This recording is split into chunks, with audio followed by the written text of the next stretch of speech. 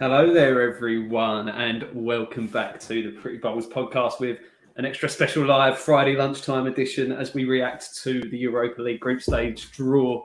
I'm joined by Jamie and Daryl. Boys, how are we doing? I'm good. It was Good, weird. mate. Feels very weird me not leading off. Well, they thought we'd go for an upgrade this week. That's what I heard, yeah. Yeah, we just gave the people what they want. So we're sat here Friday lunchtime. We've just had the Europa League group stage draw, which was a very weird feeling watching, knowing that we were actually in it. And just in case you haven't seen, we'll be playing Dinamo Zagreb, Genk, and Rapid Vienna. So, Dal, I'll start with you, seeing as you are here for a good time, not a long time. Give me your thoughts on the draw. Happy with it. Three teams there we can definitely beat, let's put it that way. There was 3 or 4 groups there that you really wanted to avoid, especially if you want to progress out of the group. Yeah, we could play 3 really good sides and just have a bit of fun for 6 games, or you can try and progress and win a tournament, and that's obviously what we're here for. All 3 teams have got European experience in recent years, so it's not going to be a walkover. But surely with our starting 11, if we play that starting 11, you think we've got enough to sort of push ourselves through the group. I was a little bit disappointed we actually didn't get drawn into a group. We were just the last ones left, so you didn't really get that excitement of going, oh yeah, it's us. But no, I was really excited with the group and a couple of nice away days in there for the boys. Yeah, as long as, it's still to be seen what sort of travel and away ticket allocations will be allowed. The good news is the 2 of the countries are green list, one's an amber list. So that's instantly a good bit of news. Like, you're not going to countries that are red listed or 3 amber listed countries. So instantly, that's good news for us travelling fans. Exactly, and I know. Like I said in a group, like, Genk's only a 5-hour drive away, right? But if flights are still a pain, both 2 of those games are drivable. So I'm sure a lot of fans will take that drive out there as well, and make a bit of a road trip out of it, which definitely helps out that we're not travelling to all parts of Europe, like you could have long trips to Greece and Moscow and stuff like that. So you've got a really Russia, nice. Exactly, you've got 3 nice away days. You're not going to be back too late on a Friday for Sunday games. It's going to be nice. You're going to get nice trips out of it. Yeah, I think that's a good thing that you've just made a point of. You haven't got long flights. Like, I've looked, flights to Dinamo Zagreb are 2.5 hours, hour and 10 minutes to Belgium. I don't know about Vienna, but I'd imagine it's no more than 3 hours. So, like, yeah, couple of hours. It should be closer. It's closer than Zagreb, isn't it? So yeah, it should only be a couple of hours. To France, isn't it? Yeah, it's not exactly. That won't be long at all. So you've got lucky that, like, I think if you'd gone to fans with this draw, I don't think we could have asked for much more. Like, genuinely, okay, we might have liked to have played a big team, but now we've got a chance to play one of the big teams potentially in around the 16 or a knockout game. Like, there's real hope we get through this group now. That's it. You bang on. You've now got to look at it and go, do we try and play our stronger sides and try and get through this group stage and then play a bigger team in the last 16 or the group or the knockout round, however they're going to do it now.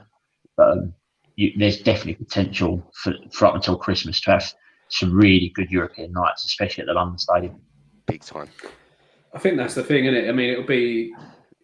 I mean, obviously, with the fixtures aren't out yet, we don't know exactly in which order we'll play the teams. But that first Thursday night under the lights, especially with what we saw on Monday night, the atmosphere that we can generate there, it's got to be a tough place for any team to come, regardless of their quality. I mean, we're looking at, we know, as you said, Dale, they've all got European experience more so than we have in recent years. But I mean, you can look at since the draw was announced, I'm looking at their teams, and there's no names in there like the standard of the names that we've got, the players that appeared at the Euros on the big stage and things like that.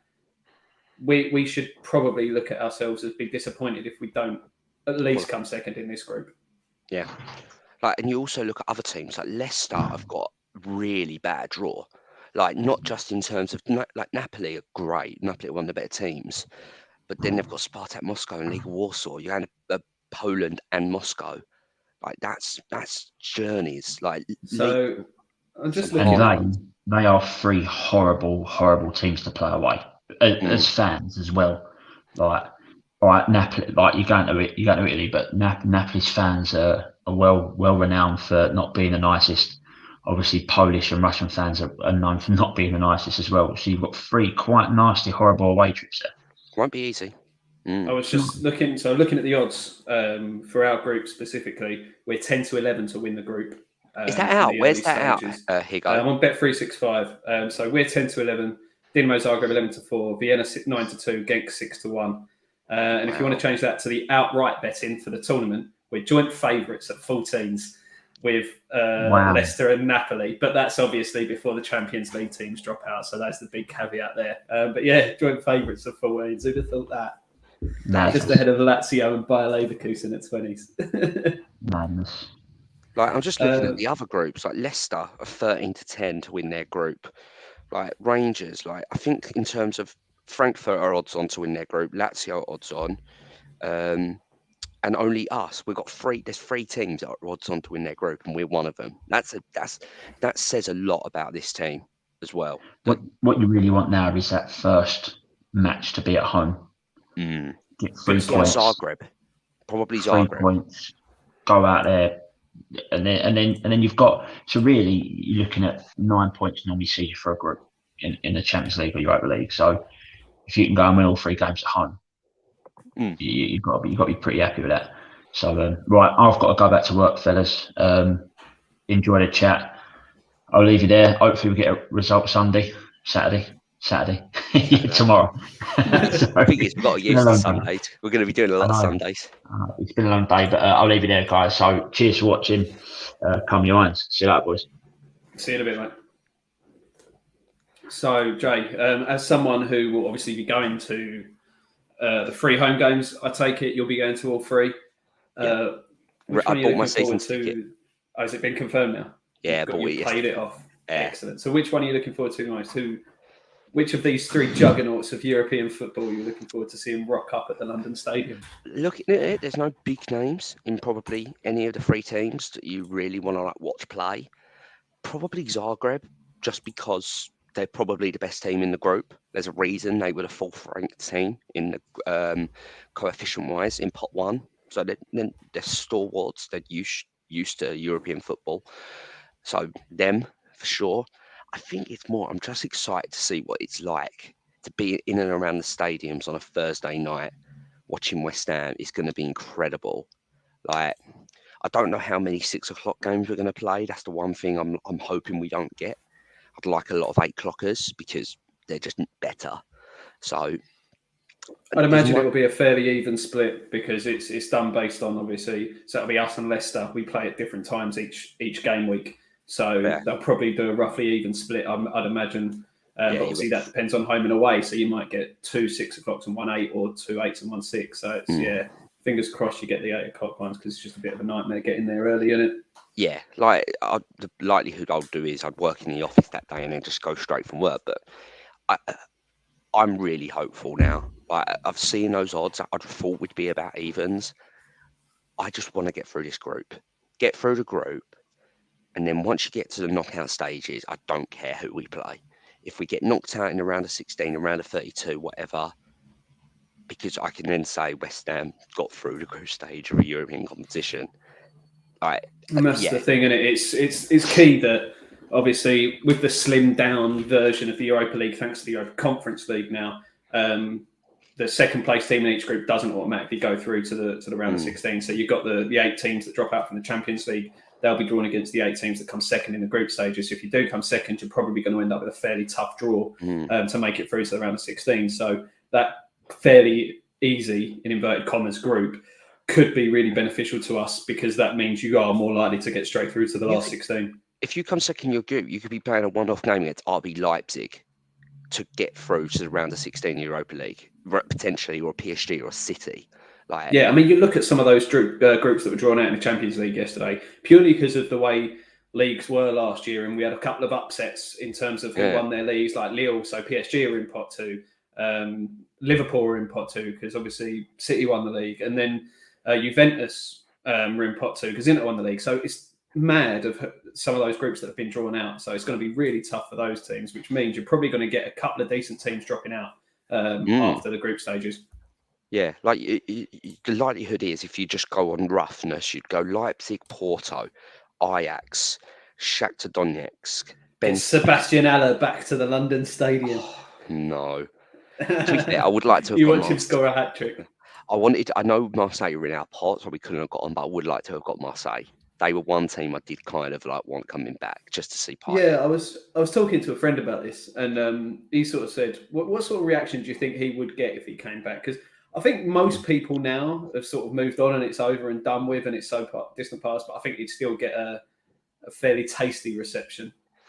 I think I don't know. I think there'd be a couple of boos, but then there'd also be a lot of like admiration for him and some like fair play. I think it was more the way he left. I think there would be more boos than there were cheers, just because that's what West Ham fans are like. Yeah, no, you're probably right. I'm just looking through the squads for the teams in our group. One player that actually stands out is that Ike Ugbo that's just joined Genk on loan from Chelsea. Okay. So he was rumoured to be going to a few places, and that's where he's just ended up. So it'll be interesting to see if he plays against us. But yeah, there's not really a lot of standout names at all. And like this is on Transfermarkt, so it's obviously got their market values as they see it. So like there's no one really there that you think, oh, they're going to give us big problems. I think the biggest net value of anyone is at Zagreb. You've got Luka Ivanusic, who's about 12 million. Yeah. And if you compare that to someone like, I don't know, Declan Rice. I'm just looking at like, so, what is it? Not Rapid Vienna. Dinamo Zagreb have played 5 games so far this league season, won and got 10 points. So they're off to a sturdy. Rapid Vienna, 5 games, 7 points. They're in 3rd, and they came 2nd last year in their league. Who was the other team in our group? Mine's gone blank. Genk, Belgium. So, like this season, Genk have played 4 games, 4 points. Like they've started the season terribly, and I'm pretty sure last year they came 7th in the Belgium league out of 18. So, bloody hell, you sit there and you look at the way those teams have started, and you're thinking, wow, like really, really, I'm really hopeful now. I'm honestly really, really hopeful. Yeah, I mean, I was looking at that as well. So Zagreb, I mean, they've won the league every year for the last 4 or 5 years, I think. And then before that, they came 2nd for 1 year, and then they've won it every year for like the previous 10 years before that. It's pretty much a one-team league. So they're not getting a lot of competition over there. But if you look at their history in European competition, they've made it to the Champions League group stages a couple of times. Champions League, they made it to the 3rd round last season. That's the 3rd qualifying round. And yeah, so they're your group stage. So their best performance in the Champions League, is the group stages. So you think they're probably, I mean, they made it to the quarterfinals of the Europa League last season after they dropped out, which is where they lost to Villarreal, and who obviously were the eventual winners. Yeah. What was the score against Villarreal? Do you know? Did they look bad? 3-1 on aggregate. So they lost 1-0 in the first leg, which was the home leg, and lost 2-1 away, I believe. So yeah. They're going to be the ones. You need to get through them. You'd like to play them early, I think. Get them out and done. Try and get 3 points. If you can get 3 points against them early, you're instantly ahead of the 8 ball. It looks like Genk don't look that good. Looking at the league table and all, like the league table last year, they don't look overly strong. And then Rapid Vienna, I'll be disappointed if we don't come at least 2nd in this group. It'll be a real shock, a real shock. Yeah, definitely. I mean, Genk last 2 years ago were in the group stages of the Champions League against Salzburg, Napoli, and Liverpool. They came bottom of that group. And then their Europa League, they've only been in the Europa League 4 times in the main stages. The last time they were in there was 18-19, and they lost 4-1 to Slavia Prague on aggregate. The best they've done is the quarterfinals in 16-17. So that's been a while since they've really had any real run in the competition. I'll I'm quickly pretty have a sure. look at Rapid Vienna as I well. think they were in the Europa League last year in the group with Arsenal, if I remember correctly. I'm pretty sure they're in the group stage with Arsenal. Yes, they Rapid Vienna. Is it Rapid Vienna? Yeah. They Yeah, got 7 points last year, but they were in a group with Dundalk, who got 0, Mulder and Arsenal. So they got 6 points against Dundalk and a point against Mulder. So they're probably not bad. yeah. Their best performance is the group stage. They've never made it past the group stages, apart from the one time they dropped out of the Champions League group stages in 05-06 by the looks of it. So obviously that's going back a little while now. So yeah, there's no, like, you think that we should be looking at top two without doubt, and then you'd like to think that we can come top of that group because, like we've been saying, like there's no real big standouts. I'd be disappointed if we don't finish top two, but then it's all about where you go from there, really, isn't it? Like once you get through the group, for me, then all pressure's off. Like I don't want to say there's pressure on us now, but you do kind of get the thing of, yeah, if we don't do well in this group, we have disappointed because we should probably get through it.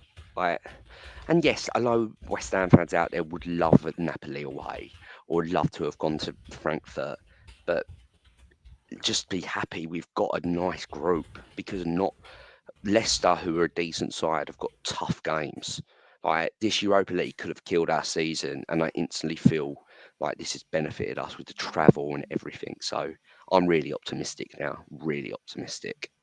Yeah, definitely. And like you say, it's people do want those good away days and the trips to the big clubs, but you can get the best of both worlds. You can get a fairly easy group, and if you get through that, those trips can still come once you get into the knockout stages. So yeah, why not? Why not? Why can't we go like quarterfinals? Like, there's no reason we can't.